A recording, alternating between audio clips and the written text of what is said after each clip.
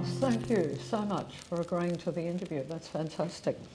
Your family has lived in Toolangi for a number of generations. Can you tell us about what brought the Denbys and the Lawrences to Toolangi? Well, not exactly, no. I don't recall my father telling us, but I believe that my great-grandfather, Charlie, he was a stonemason in Petersham in Sydney, and when he was very young, a granite tombstone fell on him and killed him. And but my grandfather had been born at this stage, and my grandmother, I'm not sure of her name even, must have met up with one of the Lawrences somehow, and they had connections with Toolangi, and the late what's that, the 19th century, isn't it? Yes, they came in the 1890s, definitely. They moved, end up in Toolangi, and as far as we know, living where Ross lives today. Right. In Cherries Lane. And Charlie came here as a young boy, about 8 or 9? Yes. His mother's name was Fanny, I believe. Right. Which would have become Fanny Demby to Fanny Lawrence. Right. Yeah. And Charlie retained the Demby name. Right. Yeah. Can you give us some idea from the stories your parents and grandmother might have told you? Did you speak with your grandmother a lot? Not at all. She died in 1953. That was the year I was born. So Right. Ross was only 18 months old, and Right. so we don't. 54, she would have died. Or from what your parents might have told you of what life was like back in the earlier days when your dad was growing up in Toolangi. There's lots of hard, physical, dangerous work in the logging side of things in particular, and then later on in the sawmill. I think they used to go shopping once a week on a Friday, which was fairly traditional for a lot of mill workers in the area. Down to Hillsville? Yeah, to Hillsville. I don't know if they even had a car. They possibly went in the truck. I think when Ross and I were born, there wasn't a car, and we were taken in the truck to be. An Austin truck. I came home from the hospital and that. Right. Both of us were born in the Hillsville Hospital, so we travelled in an Austin truck to start with. Shopping once a week on a Friday afternoon, and then Saturdays was sports day, and cricket and tennis. Cricket for Alec, and tennis for Mum. So your mum Gladys, Grandmother. your mum Beryl. Your mum Beryl was in the Toolangi cricket tennis club. Yes, Mum was in the tennis club. There was a hotel at Toolangi, so that there was back in the days of 6 o'clock closing, which was so there'd be lots of beers lined up on the bar at that time. They'd swill them all down. I remember 6 o'clock closing. But Toolangi was a special hotel because they used to have closed in-house parties after 6 o'clock. So a lot of the drinkers would drive up from Hillsville to join into the party. So, and they, I guess, as far as I know, they never got caught for after-hours trading. That would have been the Richardsons. Dick Richards. I think the rules were then if you were 30 kilometres from Melbourne or something like that, you could stay open for a little bit. There was, it's a roadside victualler's licence. Anyway, there was parties went on after hours. No flushing toilets, no reticulated hot water. Bath once or twice a week. And the three Demby children all in the bath together, fighting in the dirty water. and you can remember the electricity coming on? Yes. Like I say, there was no power, but we were lucky we had 32 volt power, which was, we were one of the few ones in Toolangi that had 32 volt power. So you had a What, with a diesel generator? Yeah, yeah, Generator and batteries, yeah. Right. which gave us electric And the lights. pub had that, and a couple of the guest houses had Oh, that. no doubt, no doubt. Yeah. There would have been others around. Not many, a handful. Yeah. Yeah. Yeah, it was. We had a combustion stove for cooking, open fire for heating. Of course, no insulation, so it was very cold in the winter. I can't recall it being overly hot in the summer, but cold and wet in the winter. Yeah. I had a house cow that I think Mum used to milk most of the time for, Yes. for milk and Oh, milk lovely. and cream. Mhm. And just thinking, Did she make butter? yeah, I think so. Yeah, Yes. yeah, I seem to recall. Yep, and chooks for your eggs and chicken and for meat. I remember, it wasn't too good if you were a rooster, and I remember the rooster going onto the chopping block and then. And Heather Briggs, who was Heather Biggs, she recalls the butcher coming up from, or the postman coming up from Hillsville taking meat orders and dropping the meat up. Yeah, I don't recall that, but yeah. I don't recall the meat, but I remember the postman used to come through every day. Right. In those days, we could get the paper delivered to Toolangi and milk, whereas now we can't. And the mail every day. No. Yeah, I think a lot of our meat came from the farm at Yea, where Mum's parents were. They killed, because my grandfather was a butcher So in Yea. And your mum was a Yea girl? yeah, Right. and so there's a good supply of lamb, not so much beef, but lamb and rabbit. Yeah. And, that was yeah, very much the Australian diet then, because lamb was the main. Yeah.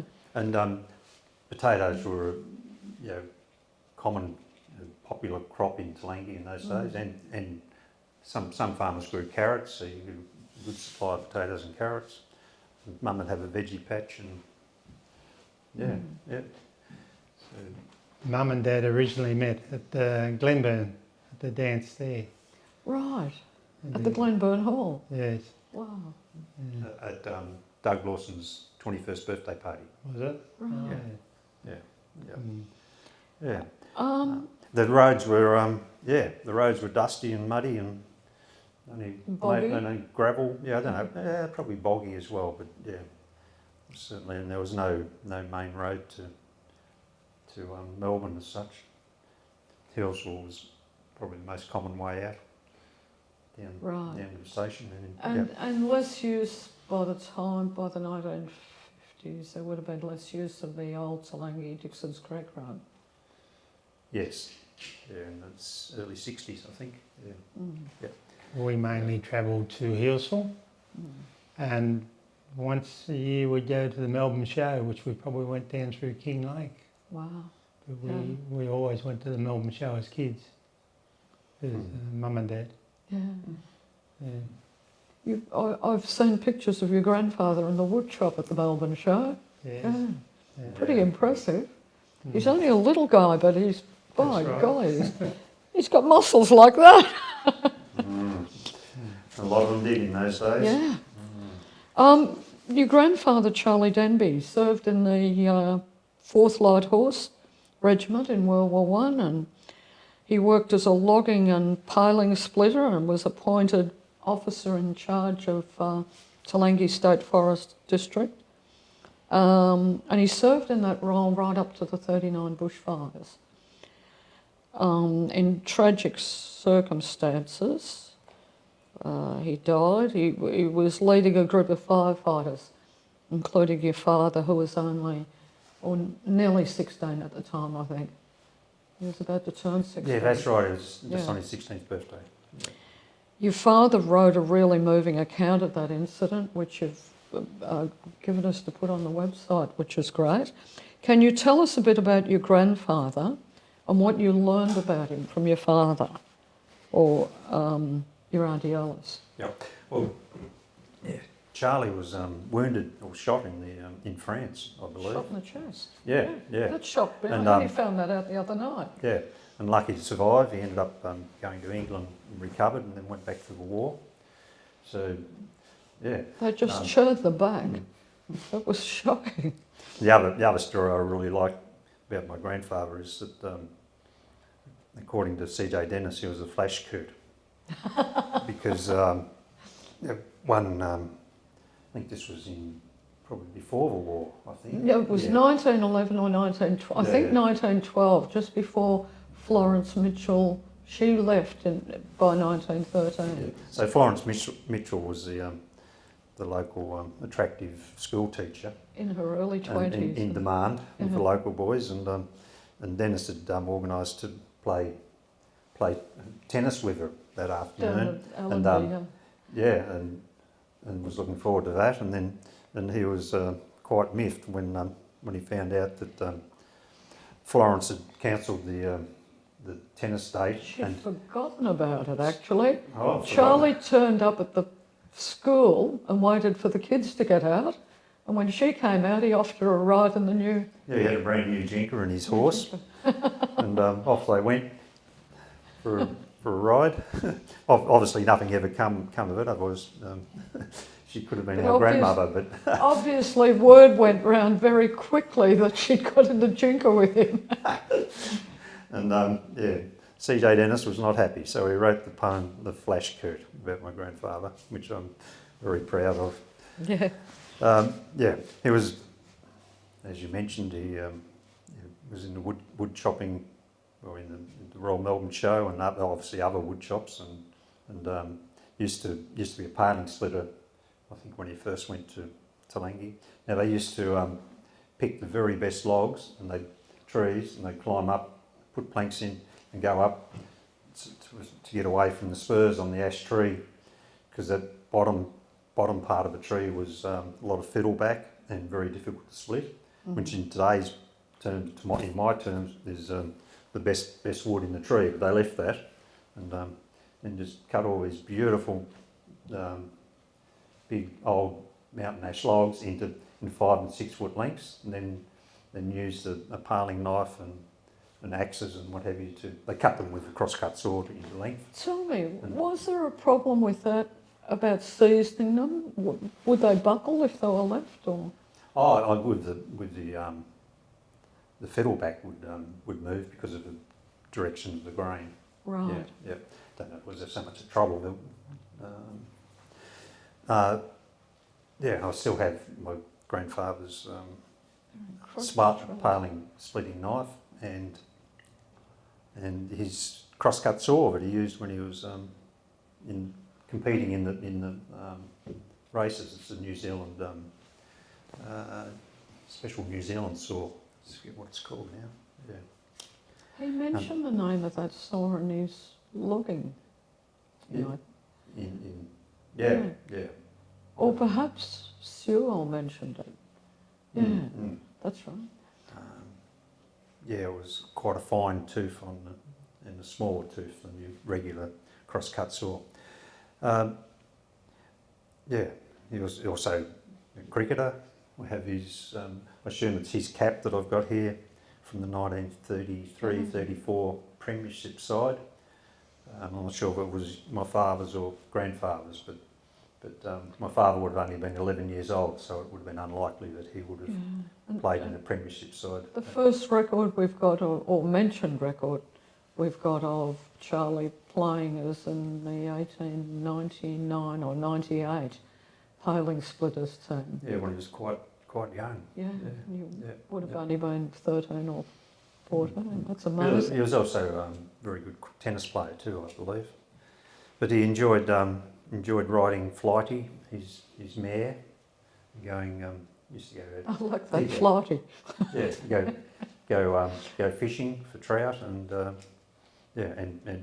ride her to inspect the forests and I guess other works that were going on in the forest at that time. Once he became the officer in charge of the forest office in Toolangi. But probably the most significant thing I think about Charlie was he was extremely brave. Yeah. Going in after bowling on in the fires. After being shot in the war. Yeah. He's very, very giving. Yeah, incredible. I'm wondering, can you tell us a bit about your grandmother, Gladys Demby, and your Aunt Alice?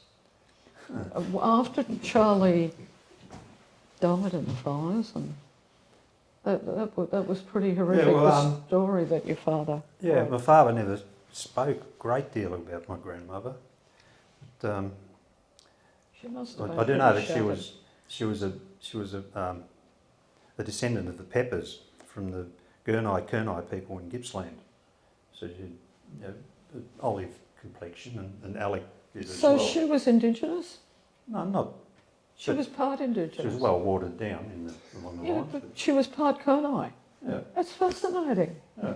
Yeah. Well, you may notice I've got brown eyes and Ross. Yeah, yeah, Wow. yeah. So I'm proud of that. Yeah. It's not something that Alec Alec always denied it. You know, never but- spoke about Yeah, it. Right. yeah. And Auntie Alice was just she was just a lovely person. She married Les Egan from Glenburn or Flowerdale area. I believe that's right. Mm-hmm. And she, after the fires, they moved, Auntie Alice and her mum moved to Hartwell. And she would have only been about 13, Alice, at the time, wouldn't she? Yes. Yeah. And Yeah, she was a very caring, gentle, kind.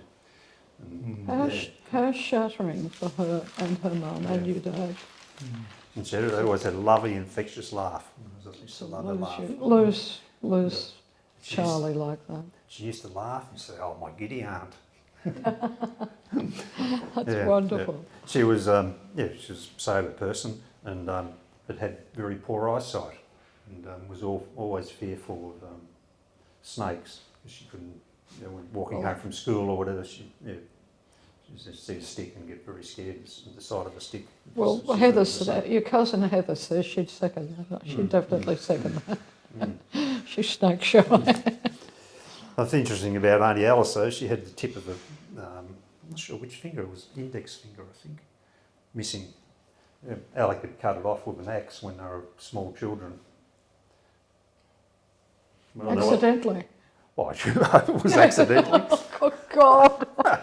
didn't you, Ross? Mm. Yeah, Oh, gosh. yeah. So that was, But there'd be a few people up at Toolangi who'd be missing fingers. I don't know how That's it came in- about, but Alec cut the end off a finger. But Alec Just- had just all the- his fingers, didn't he? He didn't Yeah. lose anything right through the whole... Yeah. Um, Amazingly enough, I'm the same. Yeah. But I was going to say, with Gladys, like my grandmother, Alec was devastated when he was quite young, like 18, and he went into the Air Force. And not long after he'd gone in the Air Force, his mother sold his treasured Morgan car. Oh, my God. And I believe he sold it at a price that was less than what it was worth. But yeah, and he never forgave her for selling his car. Yeah. That was Mum- a low blow. Mum used to say that Gladys was also quite a difficult person, and she complained and worried a lot. I guess having lost. You'd lost her- imagine that she would have gone through a fair bit of post-traumatic Yeah. stress. You know, having lost her Yeah. husband. When you see a picture of them as a young couple standing holding each other's hand, Mm. and you think she's lost him at such a... And she was still quite young when she'd lost him. Yeah. Yeah. Mm.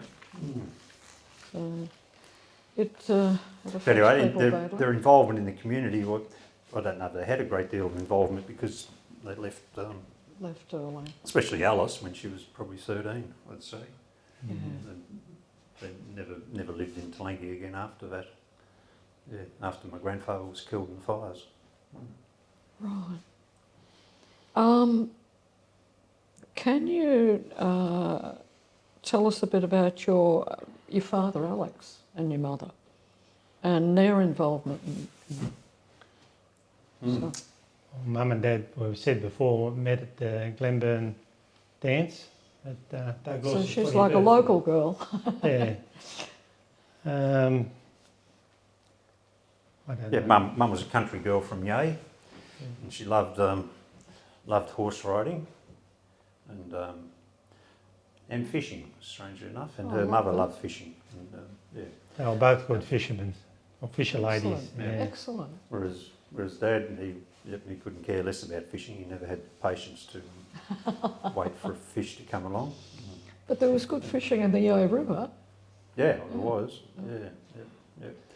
And yeah, along with tennis and golf and bowls from the sporting side of things.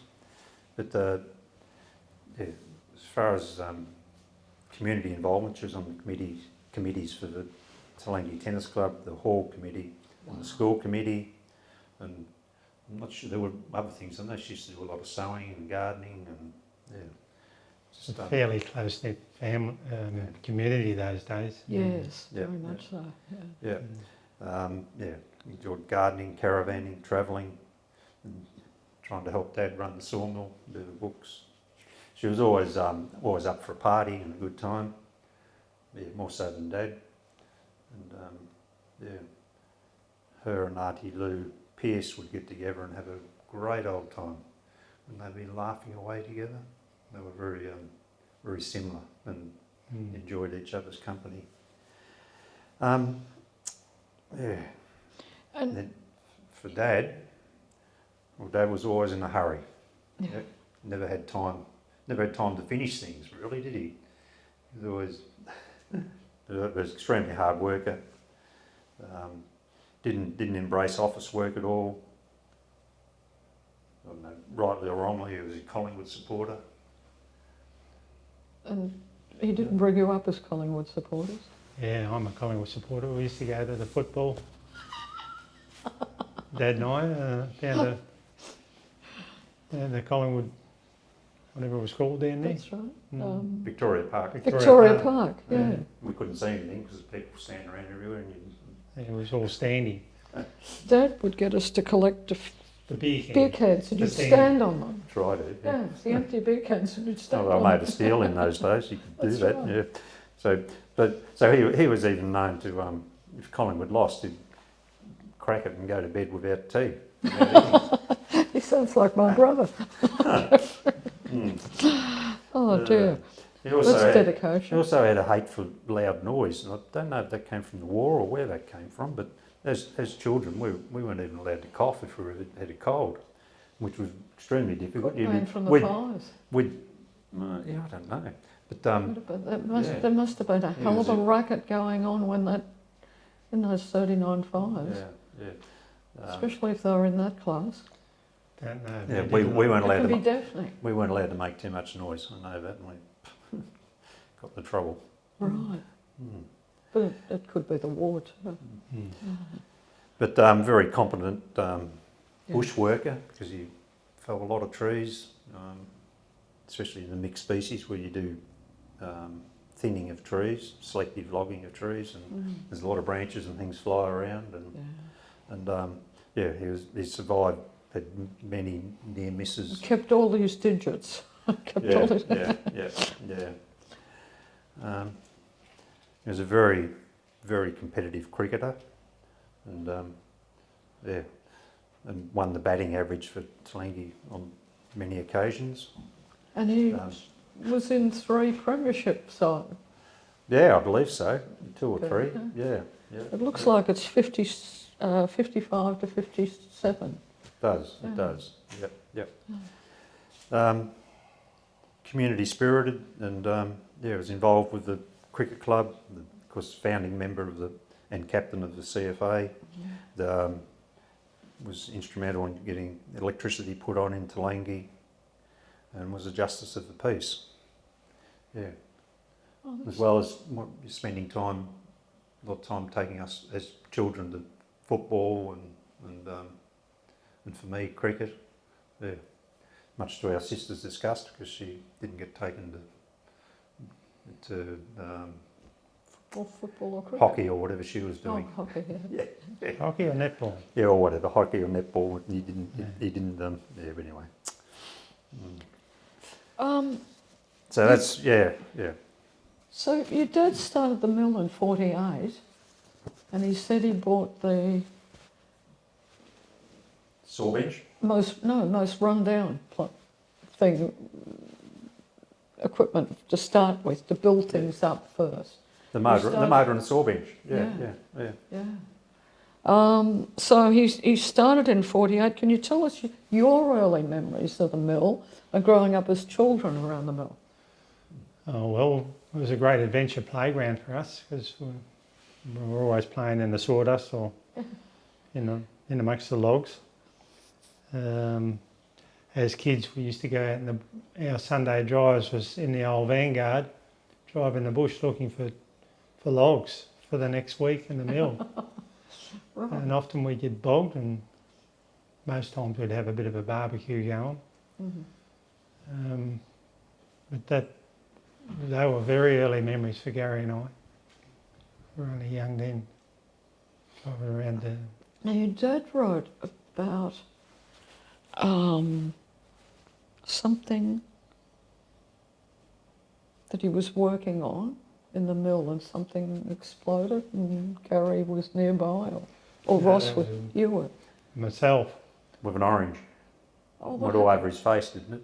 You were Oh, eating an orange. that was the old engine backfired out the exhaust. The McDonald. Yes. So Yeah. I don't remember that, but I thought you were talking about the pump too. Well, yeah, that's another story. What happened there with pump? Well, we were starting up a piston pump down on the creek that Alec had a hole in, and he never opened the valve, and it blew up. God. And Yeah. bits of shrapnel Seriously. bits of shrapnel went everywhere, and I just turned my back and walked away from when it blew up. So we were a bit lucky that day. Yeah. Very lucky. You're lucky to walk away. But my earliest memory of the sawmill was to wake up on a cold, frosty morning and to the sound of the pop, pop, pop, pop, pop, pop as the McDonald motor was starting up. But it used to blow just perfect smoke rings, one after the other, into the still atmosphere, in the still cold atmosphere. And we could look out the bedroom window and see these smoke rings going up. The noise would shake the house. Because the house was just above the sawmill, on the hill, up from the sawmill. Like Ross said, playing the sawdust and the mud, getting into trouble because we were meant to be at Sunday school. Said we were down at the mill playing in the sawdust. So you used to go down to the Toolangi church to Sunday school, Yes. run by Jeff's grandmother Yes. and Mrs. Blackmore. Was that Yes. right? Yeah, Yep. that's right. And the Jeffreys from David's Glenburn. grandmother. Yeah, we used to walk there to the Sunday school, and it was either going to Sunday school or fishing with Mum, which Fishing with Mum sounds like a good option. was a pretty good option.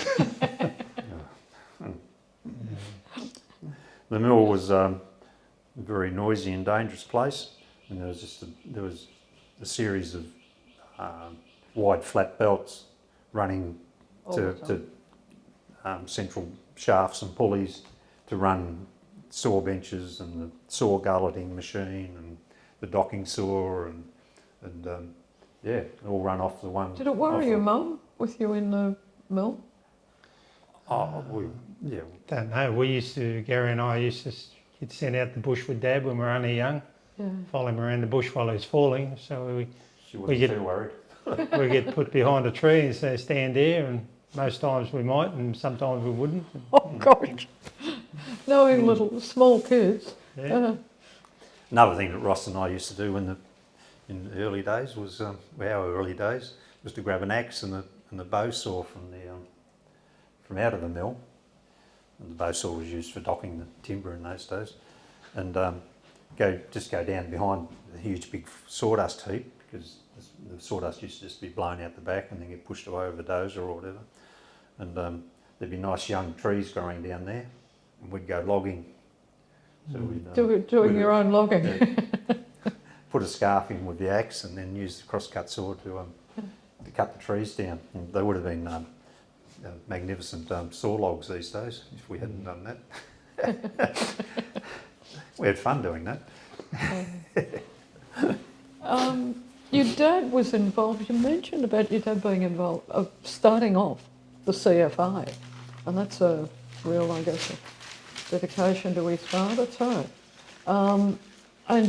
And stories are that the old tanker was kept at the mill before they ever had a fire shed. Yes, that was where first vehicle was a Willys Jeep, Yeah, red one. right. And I said to Gary, I thought we kept the old Austin at the mill for a short time, but Gary seemed to think it went to the fire station, but I can't remember when that was built. Right. But yeah, so it was kept there, and yeah. It had a small tank on it and an old, I think, a Briggs and Stratton pump and hoses and probably brake hose and knapsacks and what have you hanging on it as well. Did you have a siren at the mill? I don't remember that. No, only on the Willys Jeep. Right, There would have been a okay. siren and probably a flashing red light too, I think, in those days. Yeah. And a two-way radio. So on a Sunday morning, I remember going down the VA River, down Spraggs Road there and testing the equipment. Pumping And- practice and all sorts of things. Yeah. And Dad had to do a radio call at a certain time Yeah. to Hillsville, I think, or wherever it was. To check the radio. Yeah, Yeah. and in the Jeep. Mm. So your dad was involved in a few fires then, Yeah, and turnouts and yes, yeah, yeah. yeah, quite a He must have been, few. if he was Quite a few. captain for 23 years. Yeah, a long time. Mm. Did Bruce come aboard after Alex? Oh, he could have been a member and then took over captaincy. I'm not sure when Bruce started. Because Yeah. Bruce said Alex talked him into it. Yeah. The Toolangi cricket team was obviously very important in your family, and we've seen the jacket and the cap. And your grandfather's reported, as I said, playing for the Paling Splitters team in 1899, and played for many years. And your dad's name crops up throughout the early cricket records, and he's played in the premiership teams. Was cricket important to both of you growing up? Not so much to me. I played tennis with Mum, and Gary played a bit more cricket than I did. Right. So you were involved in the Toolangi Tennis Club and the Toolangi Cricket Club? Yeah. And tennis. And, I used to- and your sister was in the tennis club too? Yes, Yeah. yeah. I used to play junior cricket under 16s for Hillsville because there wasn't any junior cricket for Toolangi. Right. On a Saturday morning, Dad used to cart us around and he probably used to umpire. His or parents too? yeah. And then after I'd finished playing cricket on Saturday morning, then I used to go and play tennis, senior tennis for Toolangi in the afternoon. Right. So a pretty full day on a Saturday. So sports was a Yeah. pretty big thing. Yeah. Then in 1976, I switched to go tennis away and switched to cricket, senior cricket for Toolangi, and played for quite a few years. I made at the time what was a record of 139 not out one day, and That's terrific. and then and on several occasions won the batting and bowling average combined. Oh, your dad would have been Yeah. pleased. Yeah, I think so. Did he play for a long time? Yes, he did. Yeah, and he loved his cricket. Yeah. How old was he when he stopped playing cricket, do you think? You were kids? Oh, he's probably 40, 45, I Yeah. reckon. Might have been a bit later. Yeah, I'm not sure. Yeah. Mm. I can't recall playing with him. I played as a very young kid when they were short, and I just filled in. In the senior team, so I would have played with him then. But And there's stories of your grandfather Charlie stopping the ball with his shins. Oh, that happened by accident to a lot of. But he would have had long pants on. He would have had thick, long white pants on. It wasn't on. I'm hoping that wasn't. was He wouldn't have been wearing shorts. Yeah. No. gee, they're tough. Mm. Can you tell us about some important community celebrations and social organisations when you were growing up? The first one was the power coming on, of course. The switch-on ball. Yeah, and the build up, the meetings, and Dad going to meetings and organising this stuff with all the other community members. When that was, they had the ribbon to cut, and I can't remember who was cutting the ribbon, but we mentioned Lou Pearce before. Her husband Stan, who was a bit of a character, and he pretended to get up and push the person out of the way and cut the ribbon. He didn't cut it, but Like the Sydney Harbour Bridge. yeah. For the opening, for the turning on of the power. Well, that's great. Stan Pearce used to play in all the local bands. They were great, Right. So he's Great. quite musical. very Yeah. musical. Right. And if there's a ball or a dance going on, Uncle Stan would be in there. He used to be a Terrific. saxophone, was it, that he played? Yeah. He played a And few the different... whole family were musical. Right. They were very good. Are there any of the Pearces left up in Toolangi? Yes, they all live down at Maffra now. Maffra. Yes. Right. Yeah. And did they go down there logging or They were farmers. farming? Yeah, Farming. dairy farmers. So they went down dairy farming. Ah. Left Toolangi dairy farmers. Yep. Castella, Campbell's Yeah. Creek there. Yep. Where the football ground Where- was. Yeah. Where and football was where played. Toscanos are. And That's then right, they right. went to Ledna Park Yep. and then went to Maffra. Maffra. And Right. they're still down there. Right. Brenda and Ray and Nancy. And So the school was pretty important to you? Yeah. Yeah. The school Christmas parties and concerts. Yeah. The school Christmas party was always a highlight. You could Yeah. get an ice cream and a book and a bag of lollies or something. School concert? Yeah, and no school for 4 or 5 weeks or whatever it Or was. 6 at least, hopefully. The other one was the Guy Fawkes night, Yeah. Cracker night. Cracker night Cracker at night. opposite the hall next to McLean's. We'd never heard of Halloween. Mm. So opposite the hall, next to McLean's, Yes. in the laneway there, or No, down, no. down by the river. No. There's a big paddock there then. Right, There were no houses there, and that was the entrance to the cricket club right, also. right. It was. Yeah. So they had a pavilion up there where they used to boil the billy, Right. and you'd Tea walk room. across the creek to get to the play cricket. Terrific. Um, The Toolangi Cricket Ground was fantastic. It was really unique in that the boundary was bush and scrub and the A River on one side, and there was a little tiny creek that used to run right around. still very much like that, but probably more overgrown these days. And Yes. you could spend quite a bit of your playing time looking for a lost ball. Yeah. Yeah, they did. Yeah. Yeah, you hit a 4 or a 6 and they were out there hunting through the bush trying to find the ball. And also there was always bottles of beer kept in the creek for the To keep it cold. at the end of the match. Yeah. Well, You both worked for your dad in the family. oh, sorry. And Sorry, yep, go. there was the rhododendron balls were always really popular They were great. in October. The school sports days at the Oval, and Ross remembers going to dances at the Castella Hall. Yeah, I remember one night, one function at Castella Hall, and I'd say that would have possibly been his last one. Now tell me, the Castella Hall was separate to the school, or was it in the school building? I only remember the one hall there, One hall there. yeah, opposite the post office That's on right, that corner. But and the school would have been long closed, so it would have been just the Castella Hall. Yes. So when they built the school, they wanted to make it the community hall as well. Yeah. Okay. Yeah. I didn't know it was a school. No, we did it. Oh, the school opened there in 1917 and it closed in 1927, 28. Yeah. So, the Castella Hall was still being used. What year was that?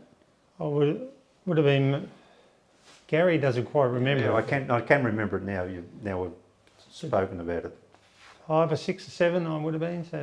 About 1960. Yeah, late 50s, Late 50s. early 60s. Right. Well, that's great to know. I'll follow more up on that. You both worked in the sawmilling business, and you both had in a range of employment in Toolangi, which really embraces a lot of the history of Toolangi. Can you tell us a bit about the areas and your own involvement, what your roles were in the business as adults? I worked in the sawmill off and on, but I mainly did the logging for the sawmill. So you would go out and do the logging with a crew Yes. and a bulldozer and Yes. Yeah. So we had Gary's and Alex trucks carting logs off us Right. in the early days. And in the early days we had our own, the Dembys had their own logging equipment. And then after a while it became Ross Demby's logging equipment, and I logged for the sawmill. Ah, right. So subcontractor to them. Yes. Yeah. Right. And to others. Yeah, and to others. Yeah. Sawmills in the area, Murray, Dindy, Yeah. Hillsville sawmills and those places. So my first into sawmilling was just as a kid, cleaning up a little bit, or then school holidays, and we're never allowed to use saws or anything like that, but you stack timber, or there again cleaning up, lighting the fire holes to burn the edgings, which was always a real battle because it's cold and wet and foggy, and you had green timber and you had to get a fire going. But I was taught how to do that. I worked. I went away to college, and then when I came back, I worked in the mill for a while to save money to go overseas. And spent 12 months overseas. Met up with Zanny, and well, that's history now. But so when I came back from overseas, Mum said to me, I think I was 22 then, and Mum said, "Oh, Dad'd like a hand in the mill." Because I never really wanted to go into sawmilling, but there was always problems with Dad trying to run the sawmill. Always hard work and this and that. But anyway, I instead of going farming, I decided to go into sawmilling, and so I said yes to Mum, and then so I learned everything about sawmilling as I knew it, right from carting logs from the bush in the early days, and then right through to delivering the sawn timber. I was probably when I was when Zanny and I were married. I was 26. Mum decided that she'd like to take Alec away to Queensland for the winter. So I was thrown in the deep end at an early age and had to run the mill. Be responsible for everything involved. It's a woman that knows her own mind, your mother. She was. Yeah. And so they every winter then they'd go off to either a caravan, or in later years they bought houses up there and stayed up there for longer and longer and longer until they were up there full time then. Yeah. So you gradually took over at the mill? Yeah, not gradually. It was, like I said, I was thrown in the deep end. Right. Yeah, there was nearly always somebody absent from the mill for whatever reason. They injured themselves, or were sick, or just wanted the day off. And so, I used to be hands-on and fill in on that job. Yeah, on the forever whoever was away. I was sent to New Zealand in 1977 and did a saw doctoring course over a period of a month or so, and that was very helpful in having the saws performing properly, and understanding about how saws are adopted. Well and truly. You've seen a lot of changes, both of you, and challenges in the industry in your lifetime and in your dad's lifetime. What were the biggest challenges and where do you see the future of the timber industry today? That's a hell of a question, I know. Yeah, well, Gary's got this one written down. Yeah, Oh, okay, yeah. Well, the biggest challenge always for me, was a reliable supply of good quality saw logs. Yeah, and right from when that was one of the reasons I didn't particularly want to go sawmilling, was because Alec had come home from a meeting or something saying, "Oh, we mightn't get any logs next year," because we only had a 1 or 2 year licence, and they weren't very good logging licences in those days. So we managed to build that up and get a better supply for a while. Then that's all faded away now. But and the next big challenge was to produce an accurately sized, straight and fit for purpose product. Yeah, because there's a lot of stresses and what have you in native hardwood logs, and the wood moves around a lot, and you have to and the building industry wanted a straight, reliable product that was fit for purpose, and it had to be delivered on time and be, most of the time, was in good demand, which was always handy. But, that's the basic principle of what good sawmilling is all about. And that led on to making a worthwhile profit, so the money could be reinvested in improving working conditions, productivity, health and safety. Yeah, and that's my whole sawmilling life, was to just keep improving conditions, productivity. And you eventually relocated down to Gippsland. Yes. So why is that? Could you explain? I was getting very, very tired at Toolangi, running the business hands-on as I was. The opportunity was there, and I thought, this may be a worthwhile thing to do for the future. Yeah, it didn't work out as it turned out, but yeah, it was worth a try. I didn't die. Wondering about it. Yeah, and didn't continue on and running myself further and further into the ground at Toolangi. So when the mill actually burned in the 2009 fires, it was decommissioned by that stage. Yeah, it's been slowly decommissioned, yes. Right, but it wasn't completely decommissioned. Yes, no, it was. Yeah, it wasn't operating. Yeah. Gary still had timber stacked around. Right. So and the sheds had a lot of timber in them. Oh, you saw from the photos. Yeah. A lot of it's an amazing amount of devastation. Yeah. But from my point of view, I was fortunate. It was fortunate that the mill wasn't operating and that there was no loss of life and no loss of local employment, because the employees had already been. Yeah, but that's a huge one. Yeah, it was for me, and then the decision as to whether to rebuild and try and keep all the employees employed and so on. That would have been really hard to do. And today you're leasing out areas of the mill for a couple of different businesses? Yes. Yeah. Yeah. One's building houses? One's a small house building unit Gary has there, and also a firewood company. Right. And? What else is there? Construction. Maycap pipeline company. A construction company also uses the yard. Yeah. Right. Yeah. And there's it's gravel truck parks there, and the house is still there, being rented out as well. Right. And plus, Ross and I use the site for storage and So the house didn't burn down? At the sawmill. Yeah. No, Ross saved that. Wow. It caught fire a few times, didn't it? Caught fire quite a lot that night, and I put it out every time I caught fire. There was a bit of that going on in 2009. Well, in the fires, I couldn't get there. I was at home in Castella, and Ross, I think, was talking to me early in the morning.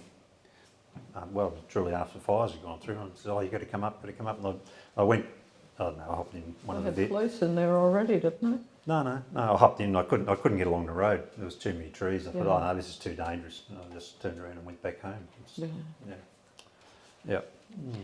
When you reflect back on Toolangi, are there any funny stories or anecdotes that you can remember about memorable individuals? You must have had a lot of characters working at the mill. Have you got any, Ross? I'm just reading my notes, hang on. Well, one of mine was Roy Lloyd. He was a fantastic chap who worked for us, and and one afternoon or one evening he went. I think it was down at the cricket ground. There was a party on, and he got drunk and passed out. But he passed out in the back of a ute. And Roy always used to wear a blue singlet. He was probably only wearing a blue singlet, and but when he came to, he was cold and stiff and lying on this metal floor, and he thought that he was in the morgue. Poor guy. But the good thing was he still turned up to work and worked the next day. No, that's stamina.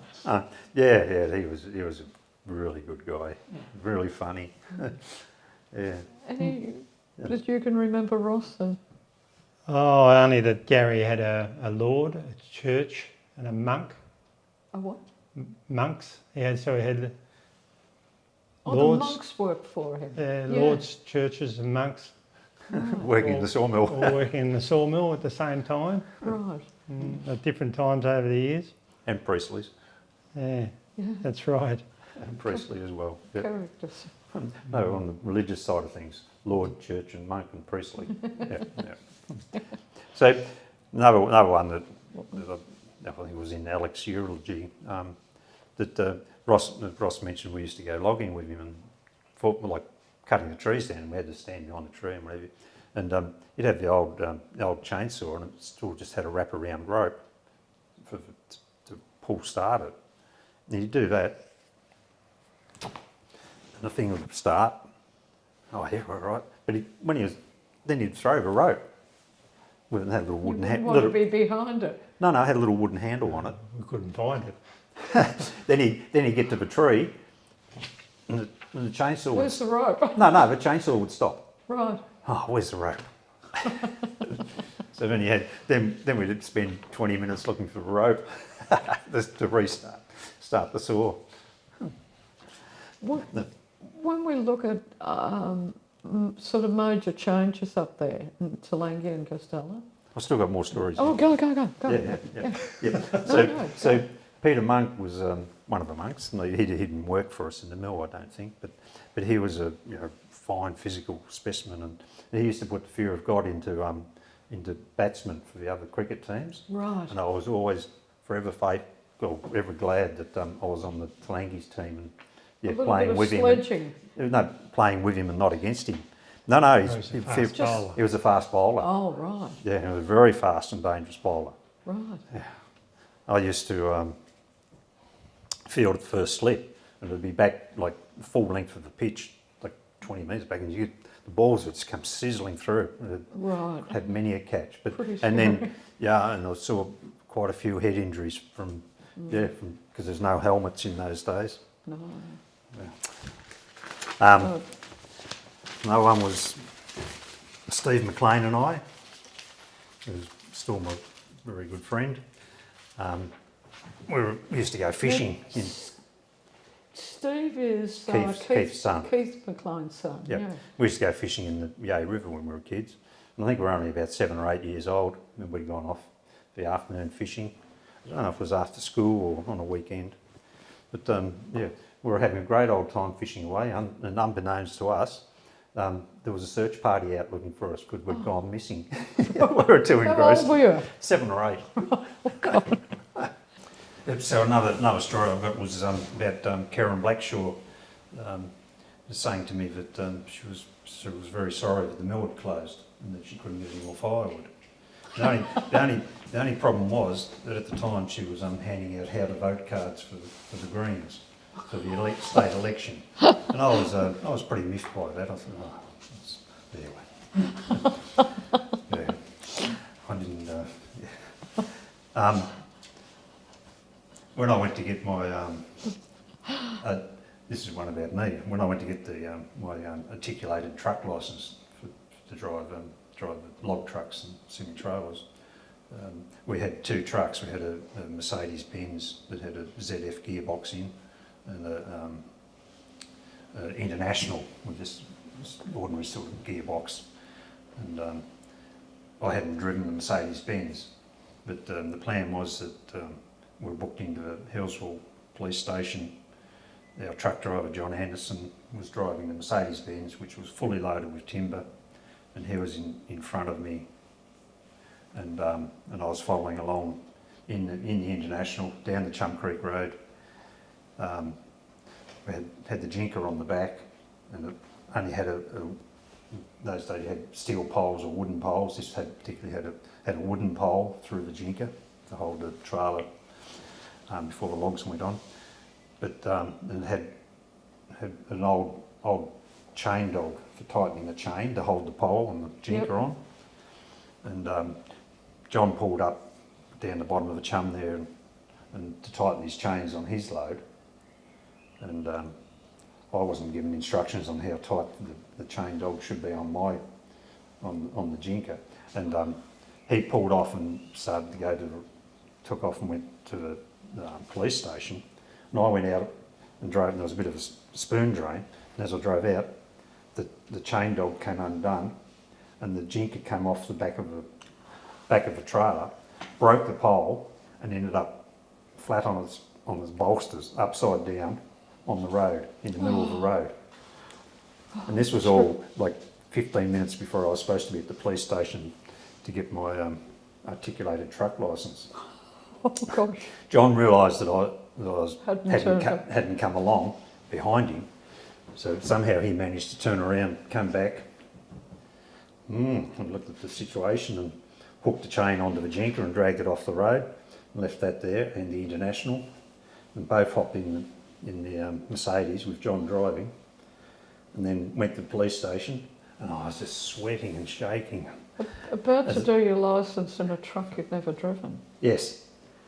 And the policeman could sense that I was really nervous, and he was really good to me. And I had to reverse it, fully loaded with timber, and do a bit of a drive around the block.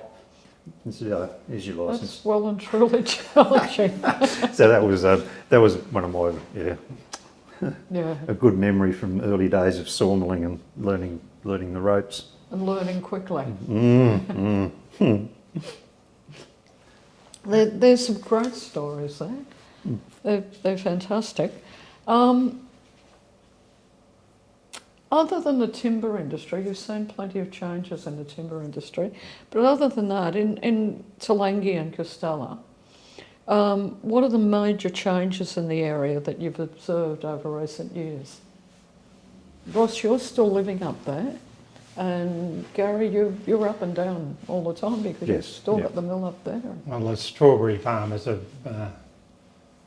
got bigger and bigger and employ more people, of course, which is very well. But with that has come the degradation of the Yea River, or the Muddy River as they call it.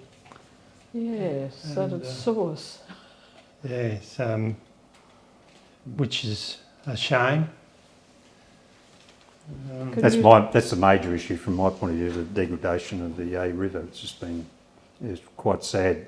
When we were kids, we could go down there and you could walk anywhere along the river, and nice clean pools and Fish and now it's all silted up, and blackberries and reeds and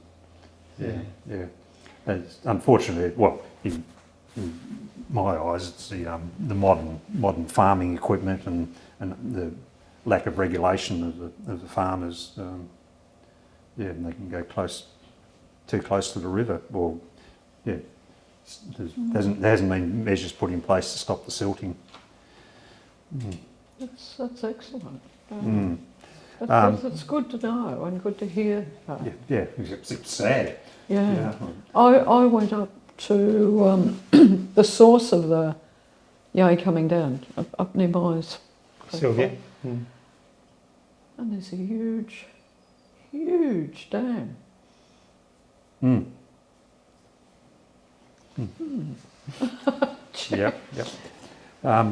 Yeah, another thing that I've noticed, particularly since I shut the sawmill, has been the huge increase in the activity of the local green supporters. You know, your knitting grannies or what have you, and yeah, so that's I find that sad from my point of view. But yeah, they're obviously all there, but not saying anything when the mill was running, because I tried to do the right thing, employing locals and supplying cheap firewood and the feedback timber. that I get from the greenest of them was you ran the mill very, very well, and I tried the to. Demby mill was sort of. I think some of them are coming from the point of view of a lot of very clear filling. Yeah. Has the logging up there changed? Over the years, yes, but it's been due to in the early days it was the timber splitters or the paling splitters, Yeah. and then the 39 fires came through and that burnt nearly all of Victoria, those fires. And then there was quite a bit of recovery of the timber, wasn't And there? there was a recovery of all that timber, and then the small ash got growing again, and then they had a thinning enterprise mainly for supply of small logs to APM or Amcor, and then slowly the 39 grew into 40 and 50 years old, which then became the saw logs of today. Right. So it goes in the big circle, and mountain ash is a great resource, grows very well. Yeah. Very good resource. That's an incredible tray. It is. Yeah. And when you speak about APM, I can recall them down in Heidelberg, on the corner there near the Chandler Highway. Yes. The big APM, and they're gone now. Yeah, it's all down at Maule now, of course. Right. Maryvale. And they employ, I think there's 1,100 people direct Right. on 2 or 3 shifts, and with that there's about another 3,000 indirects Wow. in that mill on that resource alone. So still very significant. Oh, Yeah. huge to our Yeah. Victorian economy. Right. So the construction of the Melbourne Highway was hugely significant to Toolangi. 1960s. Yeah, to get a good road access, and that made a big difference. Then the hotel burning down. That was. Yes, there's a story on the hotel, and Yep. Jenny Chambers, in a speech that she gave to, it was a Christmas thing at the hall 25 years ago, and she was talking about the hotel burning down, and she said that one of the locals died, and some very cynical people said it was because the hotel burned down. So there's a lot. No shops, no pub, no. Yeah, the short-term success of the tavern was, that was interesting. It's a shame that it's fallen by the wayside, because that was a really popular, very popular community gathering place. I think it was going okay with John and Michelle. Yes. Financially, but then Michelle wasn't well, and they leased it to their chef. I think he took it over. Yeah. And things didn't go financially well. No. It was pretty difficult for him. Another, it's society in general, but another significant thing is there's no cricket club or tennis club anymore, so you don't have that community. That's a big spirit. loss. Yeah. Well, we lost our post office, and when we were kids, we had two little shops. We had the post office and the general store, and then the one that Kelly's built around on the main, on the main road. And Andine had a little shop too on That's the corner right. of Spraggs Road. That's right. And what did she sell there? I only remember the small bags of lollies, not much else. That's what I was going to say. That's the age you're at. I think Probably bottled lemonade too. Lemonade, yeah. I think Jo Priestley said she was selling lunches to the mill workers, and for the kids she had definitely lollies there. Because she was on. There was 4 big mills in the Toolangi area, there was Ev- Demby's, Dem- Postlethwaite's, Evans's, which was on the corner Yeah, of Spraggs Spraggs Road, and Toolangi Trading, which is down Chum Creek, or down the Chum, and 2 small mills. I could be wrong here, Ted and Charlie Cherry, and Uncle Horry Carroll, Right. Oh, Horry Carroll had a mill. little one there. Right. Yes. Okay. Um, Now he's famous with us in the history project for getting the football team going. yes. Yes. Yeah. Yeah. And for me, special people that I remember when we were young was we had Nana Blackmore across the road from us and Mr. Blackmore who was blind. Right. So he used to cut the firewood and get in there. David's grandparents, Bob's in-laws. Yeah. Yeah. Yeah. Nana McNulty was down a bit further and her sons, Right. Bill and company. And then the monks up the hill and the Priestleys and Auntie Ethel Carroll, Bill Moore. And as youngsters, Gary and I used to walk to Nana Blackmore's and Nana McNulty's swapping eggs, milk and veggies. Wonderful. Yeah. Yeah. There was also a plane crash in Campbell's Creek in the 69, 70s. That's right. And they took a while to find it. Yeah. Also, another thing I wanted to mention too was Alec used to employ, had some employment of some Greeks, possibly came straight off the boats to the mill, and we believe that would have been in the 1960s. Immigrants. Yeah. Right. And the early And they used to rent somewhere to live, or did they They live built at the their own mill? little hut on the mill, Terrific. Yeah. as there was on the corner of Spraggs Road and the main road too. For Evans's mill, they had little bush huts there. And that was a period where there was a booming Greek population in Melbourne. It was really, Yes, that's when immigration was coming in. yeah. Before you go on to the next one, yeah. with the you asked about the where I see the future of the forest industry, timber Yes. industry. Yeah, well, I see the future from the building timber point of view, coming from large scale softwood sawmills Right. with plantation timber supplying them. But for the hardwoods, I see just boutique type sawmills, people that perhaps have their own logs, or there'll be like with the recent storm activity, there's a lot of trees came down Absolutely. and people will find a way to mill them, and that'll apply to Victoria and Western Australia, because our industries are being shut down completely by our governments. Queensland and New South Wales, I think, will probably continue on, and Tasmania too, because Tasmania that's a huge part of their economy. Absolutely. But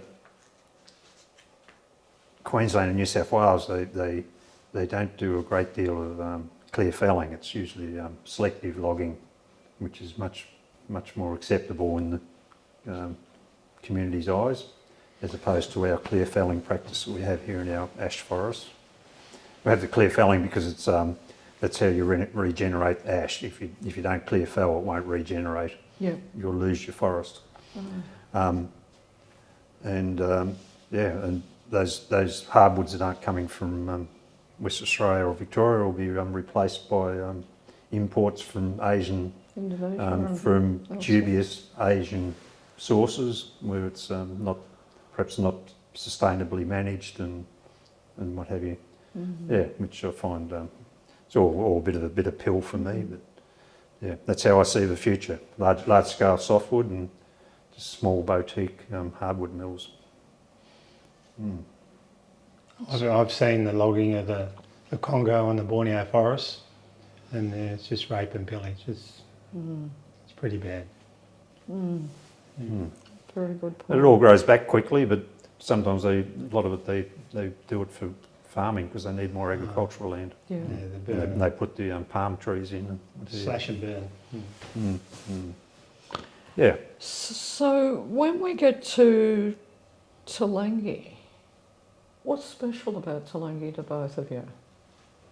For me, it's just been a nice, good community, fresh air, and a nice place to grow up and live. And it's like, often it's like you're in a holiday all the time. Where I live, down Cherry Lane, and it's just so nice. Yeah. It's beautiful, though. Mm. On holidays. Oh, well, Yeah. Well, What's, so, what's special about Toolangi to you? yeah, the cool mountain environment, the climate, and the forests, lifelong friends, and That yeah, sense of and community. Toolangi's fantastic in my eyes that it's off the beaten track because it hasn't got the major highway running through the middle of it, and it's a nice little It's village opened up, on the but back it block. hasn't opened up that enormously. No, Yeah. no, no, yeah. So, but yeah, the forests, yeah, and the air. It's a fantastic place. It's very much like Heather Briggs said. Yeah. Mm. Was it? Yeah. Okay. Yeah. Mm. I think she left her heart in Toolangi, Heather. Mm. I think Oh. she left her heart in She Toolangi. did leave her heart in Toolangi, yeah. Mm. Mm. That's absolutely fantastic, guys. Thank Yep, you. I'm not done yet. No, go. So Ross and I are the youngest male Dembys alive Yeah. in Australia. So when we go, that'll be the end of the Demby name. So, Or when Christy You've goes, both I had guess. Yeah. daughters, Yes, yeah. all got daughters. I've got nieces that have retained their family name, so you never know. Mm. Yeah. Right. You get Yep. you get a lot of social change going on. So, but you've got grandsons, Yes. yeah. Yeah. Yeah. Well, I know I've got 3 grandsons. Yeah, no grandchildren in my family. Mm. Mm. So that's a bit sad. But anyway, that's the way life goes. That's it. Yeah. Mm. But they'll like your cousin who doesn't carry the Denby name, but she's So no very children. much a Denby and No and children. researched it. Yeah. Yeah, she hasn't got any Mm. children either. Mm. Thank you, Bernie, for yeah. Thank you. It's been absolutely fantastic. It's been great. Thanks, Bernie. Oh, Thank you. I'm glad you enjoyed it. Yeah.